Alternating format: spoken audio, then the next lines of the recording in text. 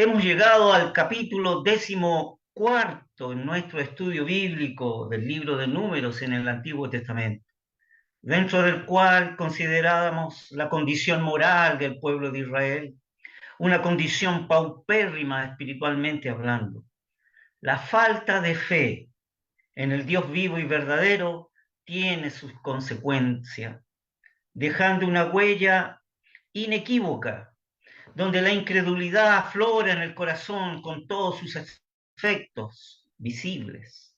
Tal era la condición del pueblo de Israel, aquel pueblo amado del Dios vivo y verdadero. Ante ese testimonio de los 12 espías, los cuales habían sido enviados para comprobar y confortar al pueblo, que lo que Dios había prometido era verdad. Pero manifestábamos que la verdadera fe no necesita espías. Estos 2 espías expresaban en su informe su incapacidad espiritual y por ende su incapacidad operativa para llevar a cabo el gran proyecto de entrar y tomar posesión de aquella tierra prometida. Lo cual, el hecho de haber enviado a estos 2 emisarios para recorrer y reconocer la tierra no hizo más que poner en manifiesto el verdadero estado moral y espiritual del corazón del pueblo. Entonces, ¿qué podía esperarse de un pueblo que tan solo veía gigantes, altas murallas y ciudades fortificadas? Solo podía resultar de ellos, ante su condición, lágrimas, suspiros y gritos de angustia. La falta de una fe verdadera solo veían aquellas dificultades como insuperables, sin tener ningún sentimiento acerca del poder divino, lo cual podía hacerlos salir victoriosos ante toda la situación que ellos contemplaban. Pero, apreciados hermanos, podríamos preguntarnos nosotros, ¿nos pasa lo mismo a nosotros? ¿Nos pasa igualmente esto a nosotros lo que les pasa al pueblo de Israel? Dios, nuestro Padre, en sus soberanos consejos, muchas veces permiten ciertas circunstancias en nuestras vidas, las cuales nos hablan. Esas circunstancias nos revelan y aflora el verdadero estado moral y espiritual de nuestro corazón. Y en vez de tener esa fe sencilla y humilde, nos domina la incredulidad, como al pueblo de Israel, y vemos aquellas dificultades como algo insuperable. ¿Por qué estamos muchas veces abatidos? ¿Por qué muchas veces nos lamentamos? ¿Por qué se oye en medio del pueblo de Dios ese descontento y esa impaciencia? Sencillamente es porque toleramos aquellas circunstancias que nos vela la presencia divina. Toleramos en nuestras vidas los eventos que nos velan la presencia del Padre. Y en vez de tener por perfecto objeto a Él en nuestras vidas, esto, apreciados hermanos, la verdad que es una gran lección para nuestras vidas que nos revela este capítulo 14 que hemos considerado. Fíjense que observamos a la luz de las Escrituras que la incredulidad al menos tiene 2 fases. Primero, fíjese que cuando el pueblo de Israel hizo aquel becerro de oro allá en Horeb, allí se manifestó la superstición de la incredulidad. Ahí hay una primera fase de la incredulidad. Pero la incredulidad también se manifiesta bajo una segunda fase o un segundo efecto. Cuando el pueblo de Israel propone un capitán, un jefe, para regresar a Egipto a causa del miedo y de la incredulidad de sus corazones, allí se manifiesta la independencia voluntaria, es decir, la voluntariedad que tiene la incredulidad en el corazón humano. Pero existe, fíjese que otra arista de la incredulidad, y esta se deja ver en ciertas circunstancias. Cuando Caleb y Josué animaban al pueblo a poner sus miradas en las promesas divinas, y dan ellos un testimonio veraz de la verdad de Dios con respecto a lo que había en la tierra prometida, animando al pueblo que sí podía tomar y tomar posesión de la tierra divina por el poder de Dios, en el pueblo se manifiesta una tremenda incredulidad al no amar la verdad de Dios. Y la verdad que es muy pavoroso ver toda la asamblea congregada allí en el desierto, la cual estaba plenamente dominada por la incredulidad, salvo estas dos excepciones notables, aparte de Moisés y Aarón. Y la verdad, apreciados hermanos, que ante todo este cuadro pavoroso del cual no se dejará caer el juicio correspondiente por parte de Dios. Y el juicio cayó. Primero, aquellos varones que habían hablado mal acerca de la tierra murieron de una plaga. Y en segundo lugar, Dios dictamina que esa generación incrédula no entrará en la tierra prometida, y así como fue 40 días de reconocimiento por los espías, entonces 40 años vagarán en el desierto y tan solo sus hijos serán los que entrarán en esta tierra prometida. Pero fíjese que hay un tercer juicio. Al ver el pueblo este juicio por parte de Dios, entonces se obstinaron a subir a la cima del monte para combatir a los amalecitas y al cananeo que habitaban allí. Pero todos ellos cayeron a cuchillo, dice la Escritura. Fueron derrotados y fueron perseguidos hasta la localidad de Jorna. Fíjese que el hecho de que ellos no tuvieron fe en Jehová para poder entrar y poseer la tierra, entonces Jehová no los acompañó en esa incursión. El arca de la alianza, es decir, el arca del pacto de Jehová con su pueblo, el cual garantizaba la presencia de Dios en medio de ellos, no se apartó del medio del campo. Por lo tanto, si en su incredulidad y obstinación el pueblo fueron a batallar sin la presencia de Dios, la consecuencia fue una derrota aplastante. Este es el cuadro, apreciados hermanos, que tenemos ante nosotros en este estudio de la palabra inspirada por el divino autor.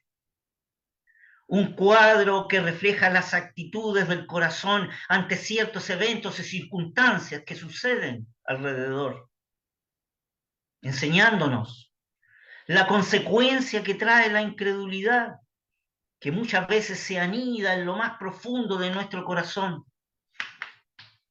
Oh, quiera el Señor, apreciados hermanos, que la fe sencilla y verdadera en nuestro Padre Celestial, bajo cualquier evento o bajo cualquier circunstancia que nos toque vivir o que esté a nuestro alrededor, se anide también en lo más profundo de nuestro ser, para que se cumplan aquellas palabras inspiradas. Mas el justo, es decir, el justificado, en su fe vivirá. Teniendo como un cuadro de fondo de este precioso capítulo 14, les invito entonces ahora a considerar nuestro capítulo 15 y ver cuáles serán las preciosas lecciones que Dios nos tiene que revelar en su Santa Escritura.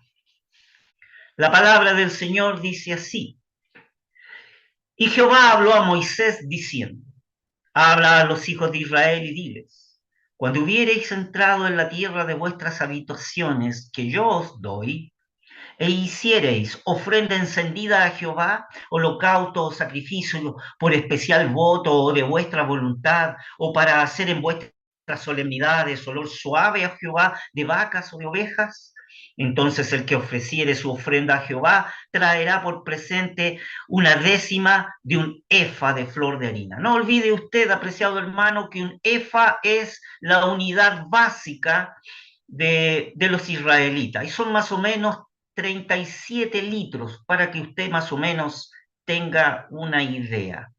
Por lo tanto, dice, traerá por presente una décima parte de un efa de flor de harina, amasada con la cuarta parte de un hin de aceite. Un hin viene a ser 6,2 litros, 6 litros más o menos, para que usted tenga una idea. ¿Mm?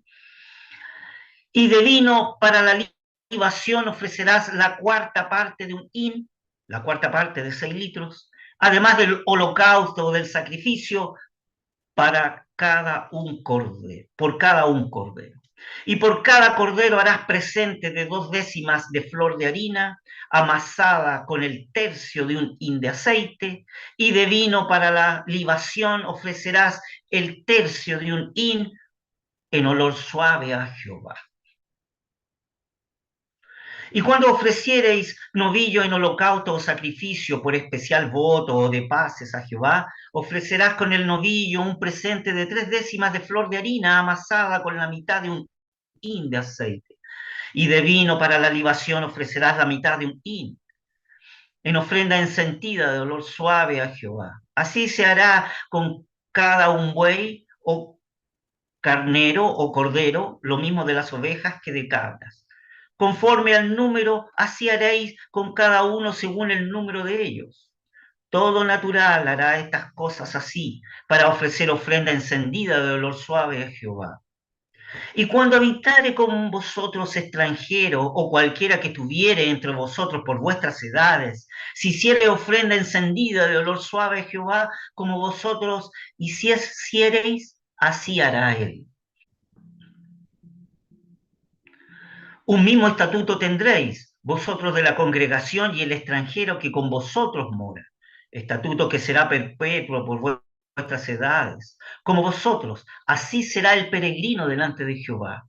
Una misma ley y un mismo derecho tendréis, vosotros y el peregrino que con vosotros mora.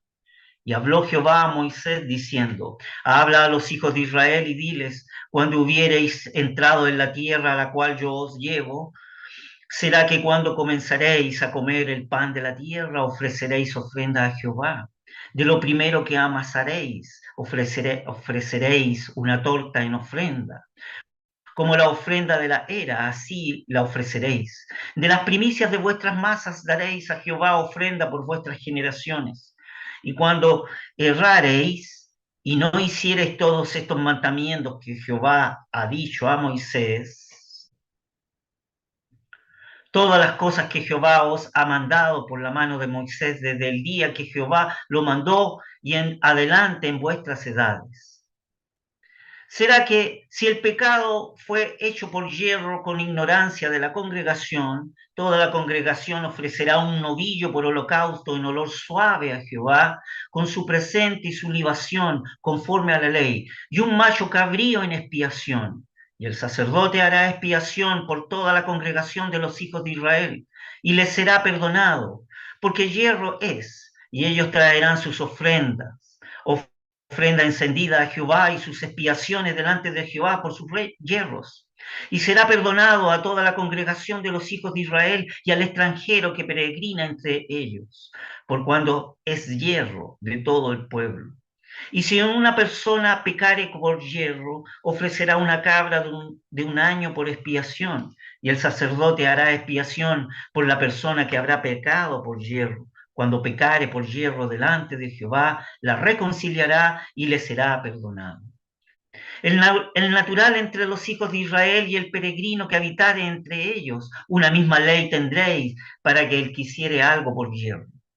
Mas la persona que hiciere algo con altiva mano, así el natural como el extranjero, a Jehová injurió, y la tal persona será cortada del medio de su pueblo, por cuanto tuvo en poco la palabra de Jehová y dio por nulo su mandamiento.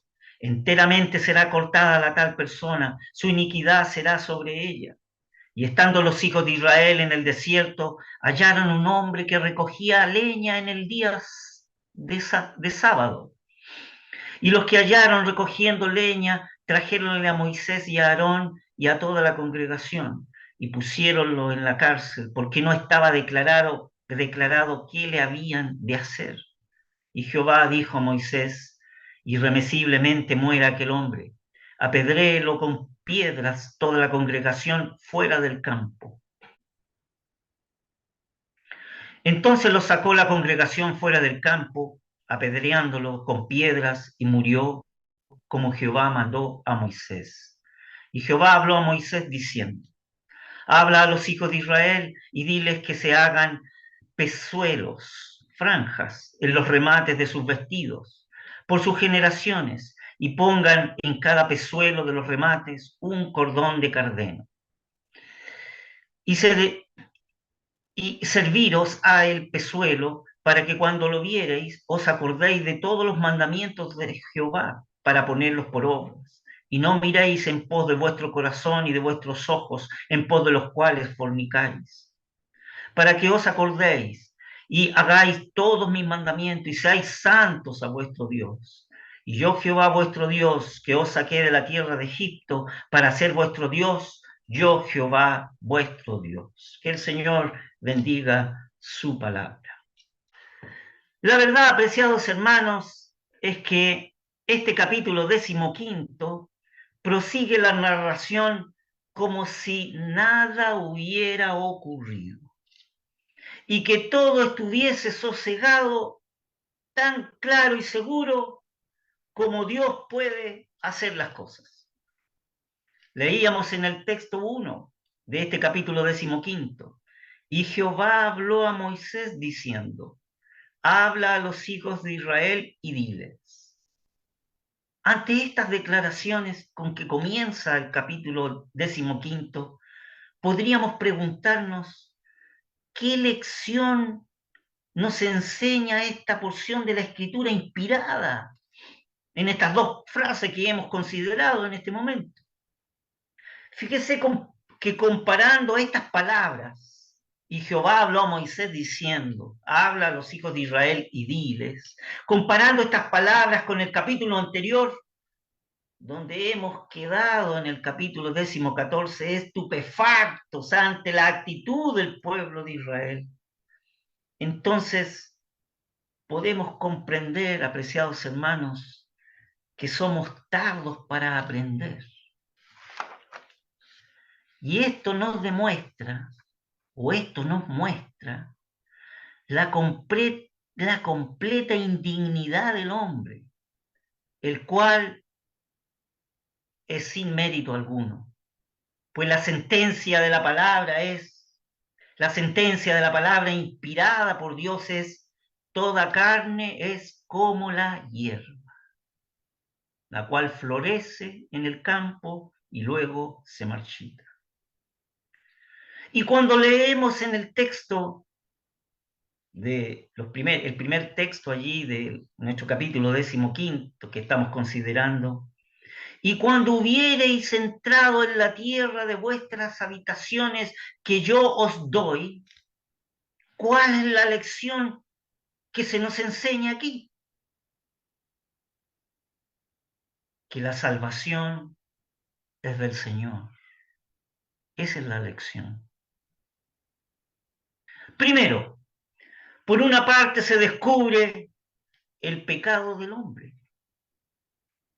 pero como segundo aspecto, por otra parte se manifiesta la fidelidad de Dios. Fíjese que si consideramos esto desde el punto de vista humano, la sentencia sería, no entrarás en la tierra prometida. Esa era la sentencia. Desde el punto de vista humano, así la vemos. Pero desde el punto de vista divino, ¿qué dice? Ciertamente entraréis en ella. Esta es la escena que tenemos ahora ante nuestros ojos.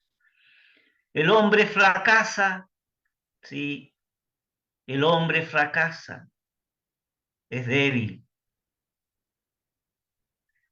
es desobediente, es rebelde, es la hierba del campo que florece y muere después. El hombre fracasa, pero Dios es fiel. El hombre todo lo echa a perder, pero Dios lo restaura todo. Lo que es imposible para los hombres, posible es para Dios, reza la escritura inspirada por allá en el capítulo 1 del Evangelio, en el capítulo 18 del Evangelio de Lucas. Lo que es imposible para con los hombres, posible es para Dios. Oh, apreciados hermanos, al recorrer el canon de las escrituras inspiradas encontramos siempre el mismo patrón. Los aspectos humanos son sombríos y humillantes, pero bendito sea el Señor, que nos muestra aspectos luminosos y alentadores para nuestras vidas. Si hay el no entraréis, también hay el aspecto ciertamente entraréis. ¿Y esto por qué? Porque Cristo, el Salvador del hombre, ha entrado en la escena del desarrollo de los eventos y acontecimientos humanos. Y en él todo está infaliblemente asegurado. Él ha entrado en la historia humana, en la escena humana. Primero, ha entrado para la gloria de Dios. Y en segundo lugar, Él ha entrado para la eterna bendición del hombre. La obra de redención realizada en esa cruz del Calvario, la cual tiene un mérito infinito y una eficacia infinita para todo aquel que ponga su fe sencilla y humilde y verdadera, creyendo que dicha obra es a su favor, ciertamente, ciertamente que será un aspecto luminoso y alentador para su vida en esta tierra. Fíjese que desde el texto 3 al texto 13 de nuestro capítulo que estamos considerando en nuestro estudio en el día de hoy, encontramos las normas para que Israel pueda entrar a la tierra de Canaán. Y no hay nada más interesante en este cuadro que aquí se nos presenta, en que tenemos los votos, las ofrendas, los sacrificios de justicia y el vino del reino.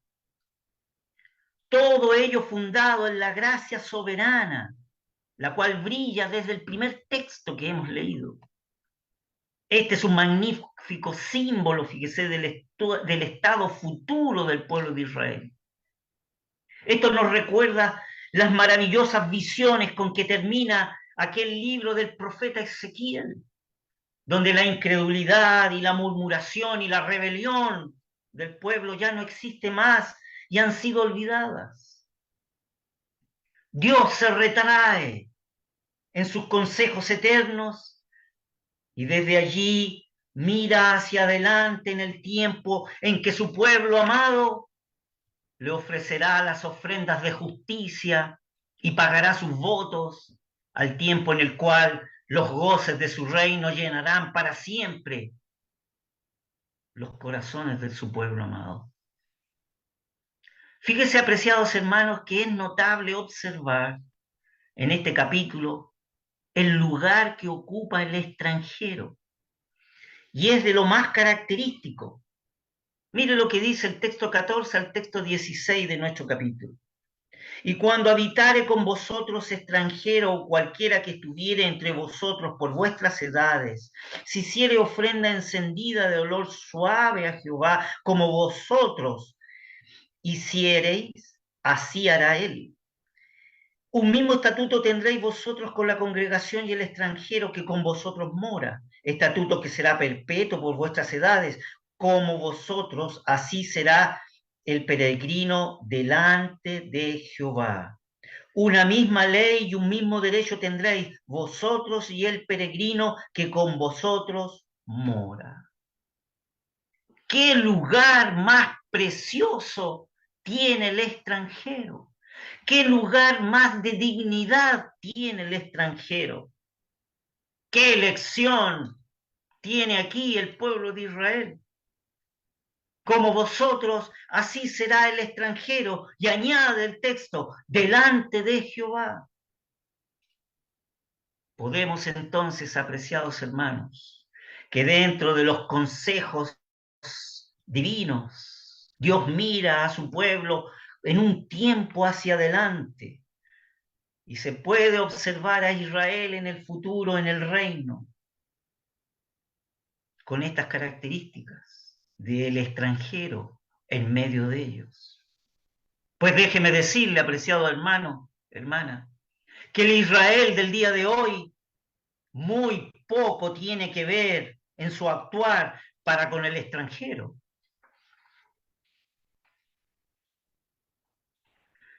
En los textos 22 al texto 31 de nuestro capítulo que estamos considerando, tenemos las instrucciones sobre los pecados por error y sobre los pecados cometidos con mano altiva. Es decir, la mano altiva se refiere con orgullo, con rebeldía a conciencia. Una distinción muy seria e importante que nosotros siempre tenemos que tener muy bien analizadas en nuestros corazones, en nuestro actuar.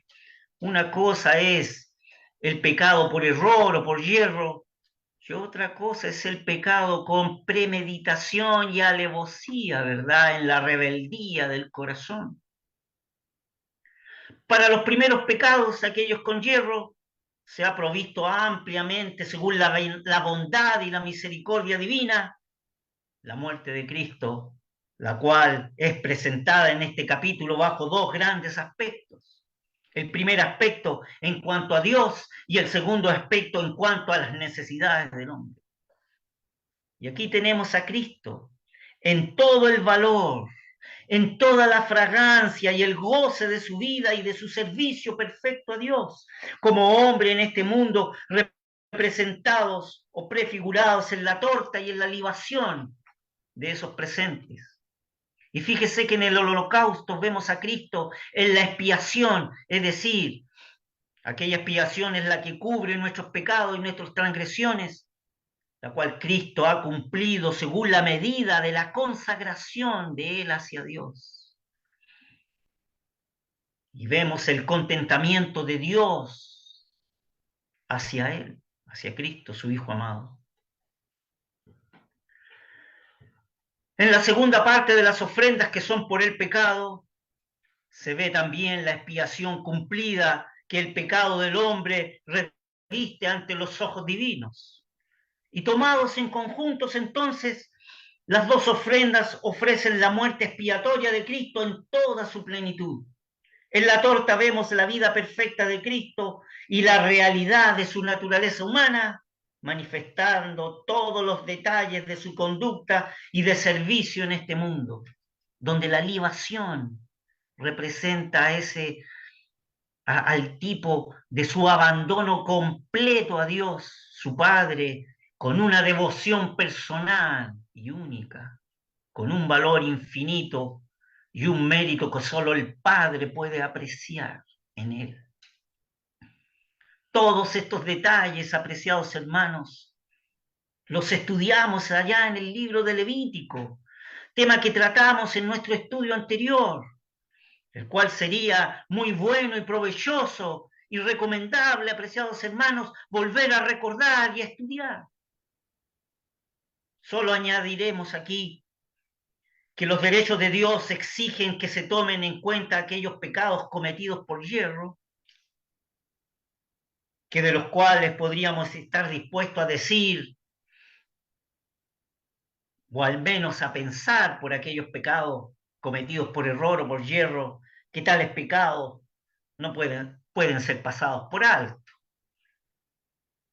La verdad que Dios no piensa así. Su santidad y su justicia no pueden ser rebajadas a las medidas de nuestro carácter o de nuestra manera de ser o de pensar. Lo más precioso que la Escritura revela es que la gracia de Dios ha hecho provisión para los pecados cometidos por error, pues tales pecados deben ser juzgados y confesados. Y déjenme decirles que una conciencia sensible Es un precioso tesoro que podemos llevar siempre con nosotros.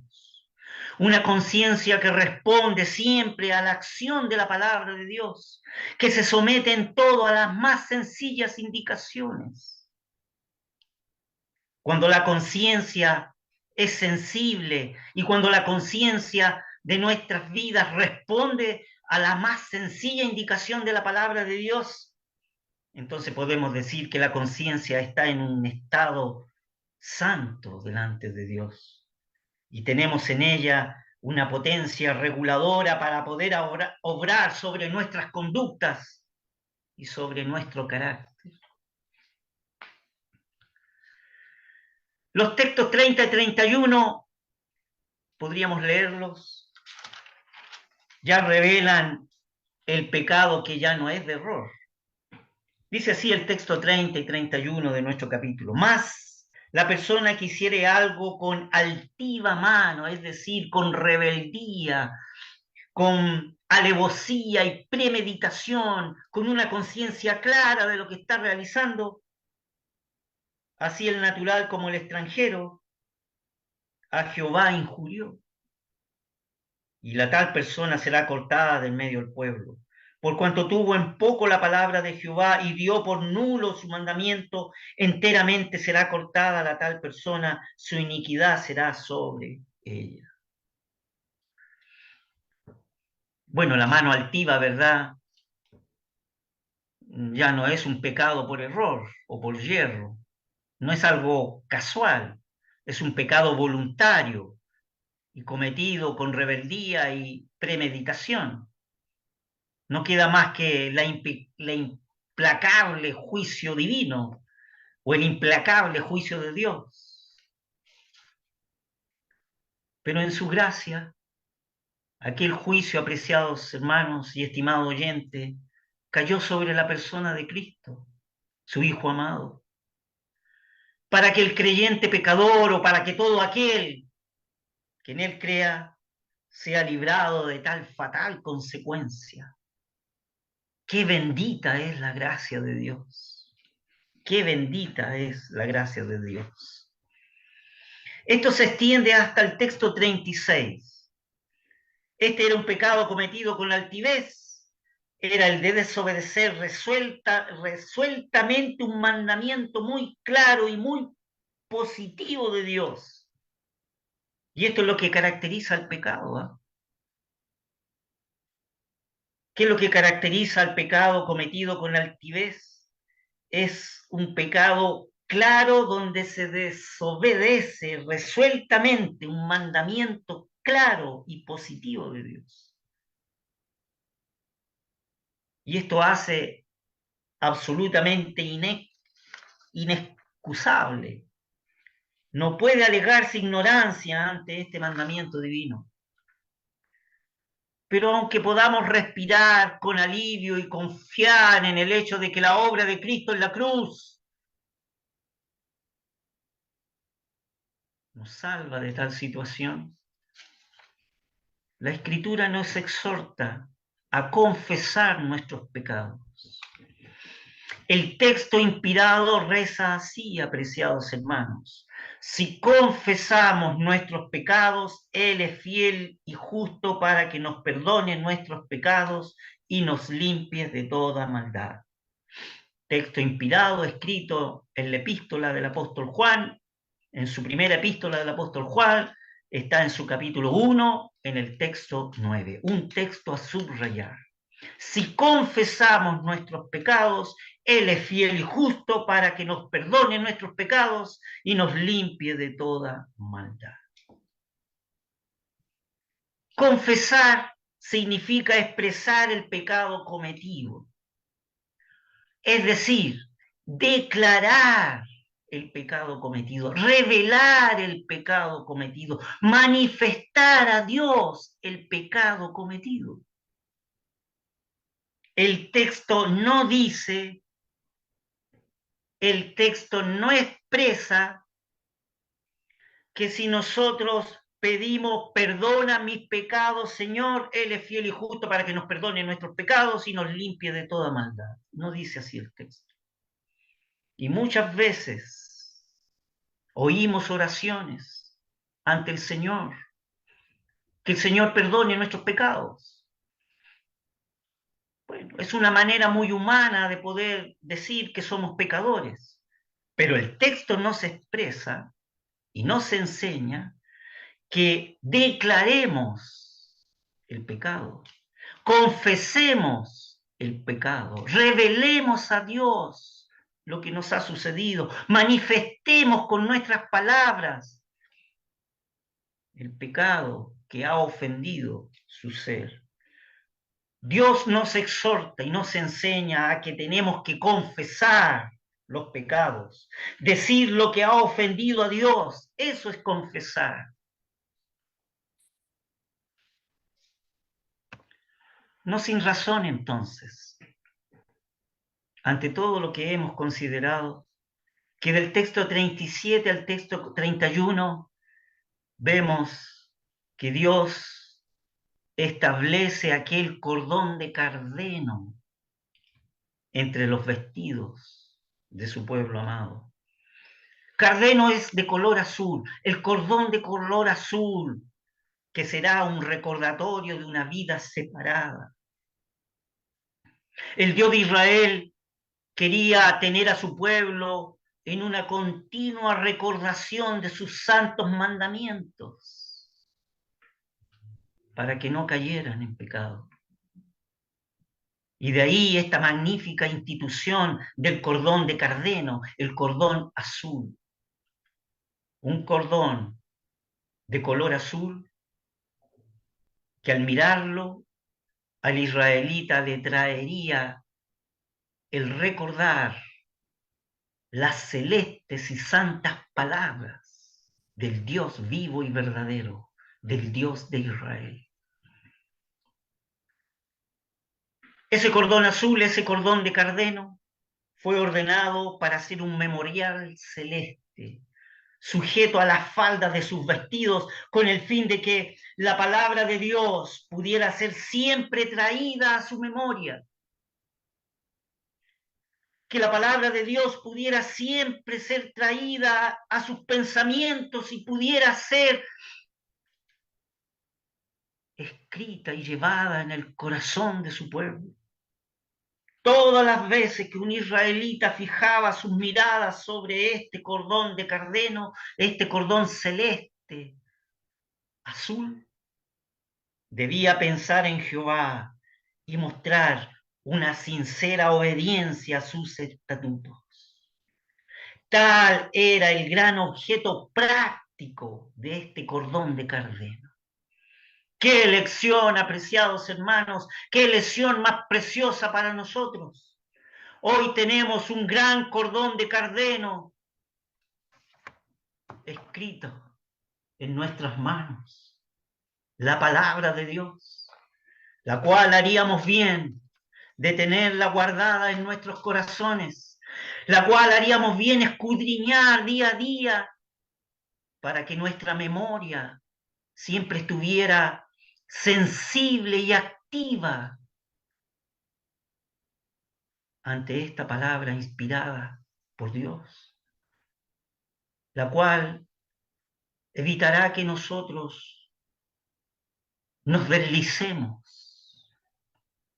delante de nuestro Dios en nuestro caminar, y la cual llenará de fe y de gozo y de aliento ante las distintas circunstancias y eventos que muchas veces como seres humanos nos toca vivir. Y si cumple aquel texto, más el justificado en su fe vivirá.